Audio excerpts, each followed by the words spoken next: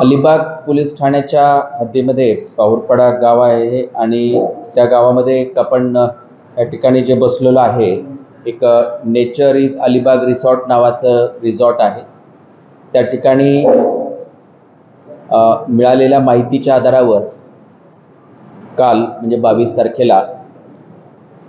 Police निरीक्षक साळे आणि त्यांच्या टीमनी या ठिकाणी रेड केली। त्यांना मिळालेल्या माहितीच्या आधारावर या ठिकाणी त्यांना एक लाईव्ह कॉल सेंटर चालू असल्याचं मिळालं की ज्यामध्ये अनेक तरुण जे आहेत ते संगणकावरती बसलेले आहेत, त्यांच्या कानाला हेडफोन लागलेला आहे आणि ते कॉल सेंटरमध्ये जशा पद्धतीनं कॉल्स करतात आणि ते तशा पद्धतीनं लाईव्ह कॉल चालू होते। यामध्ये जेव्हा या लोकांना ताब्यात घेतला आणि त्यांच्याकडून प्राथमिक माहिती घेण्याचा प्रयत्न केला तेव्हा असं लक्षात आलं की हे कॉल सेंटर यासाठी बनलेलं आहे की हे लोक अमेरिकेमध्ये काही मेडिसिन्स किंवा काही वस्तू अशा आहेत किंवा विशेषतः मेडिसिन्स आहेत की जे प्रॉपर प्रिस्क्राईब केल्याशिवाय मिळत नाहीत आणि मग हे लोक ह्याच्यावरती ऑनलाईन हे मेडिसिन्स विदाउट प्रिस्क्रिप्शन अवेलेबल म्हणून याच्यावरती ऑनलाईन त्यांचे लिंक किंवा हे उपलब्ध असतात आणि तिकडून यांनी तिकडे कॉल करतात आणि त्या लोकांना सांगतात की तुम्हाला विदाउट प्रिस्क्रिप्शन हे मेडिसिन आणि हे अवेलेबल आहे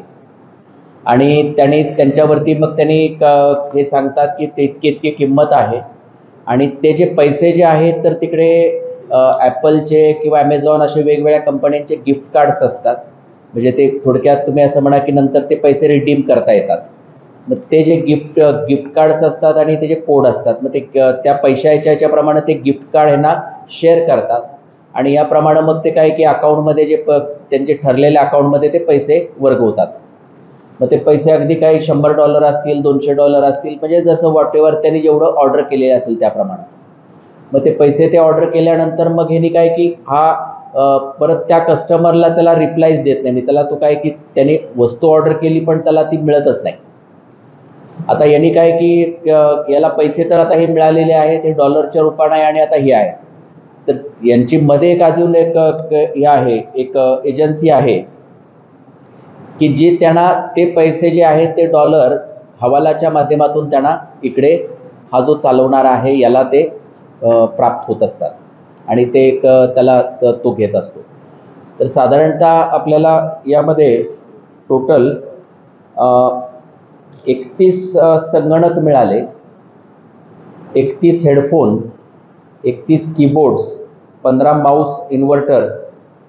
त्यानंतर पूर्ण जे त्यांचं सेटअप आहे जे फर्निचर आहेत ते आहे, 5 4-चाकी गाड्या आहेत, एक मोटरसायकल आहे, वायफाय युनिट, 55 मोबाईल आणि एकूण 33 लोक आपल्याला त्यामध्ये मिळून आले। 32 प्लस 1 ना, 32 पुरुष आणि 1 महिला असे 33 लोक लाईव्ह हे सेंटर चालवत होते। प्रथमदर्शनी आपल्याला आता तुम्हाला सांगितलं याप्रमाणे ते काम करत होते आणि तर यामध्ये हे जे आहेत हे मॅक्सिमम जे आहेत हे कॉल रिसिव्हर आणि म्हणजे काय की पुढे जे म्हणजे ॲक्च्युअल जे हे आहेत बोलणारे याच्यामध्ये 1-2 जण मॅनेजर आहेत म्हणजे आणि ॲक्च्युअल जो चालवणारा आहे तर तो आता अजून आम्हाला मिळून आलेला नाही। त्याचं नाव आम्ही FIR मध्ये घेतलेलं आहे।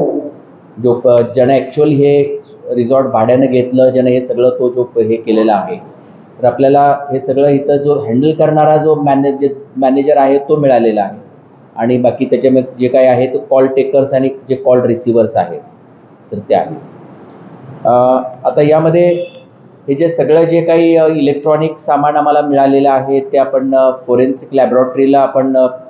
तपासणीसाठी पाठवणार आहोत आणि मग त्याच्यामध्ये आपल्याला प्रॉपर खुलासा होईल की नेमका किती अमाऊंटचे जे आहे यांनी चिटिंग किंवा हे लोकांना फसवणूक केलेलं आहे ती अमाऊंट म्हणजे कितीही जास्त असू शकते। पण एक्झॅक्ट आपल्याला ती कारण काय की जेव्हा आपल्याला FSLच्या याच्यातूनच ती आपल्याला ती ओपन होईल त्यावरती आपल्याला काय त्याचा अंदाजा येऊ शकतो।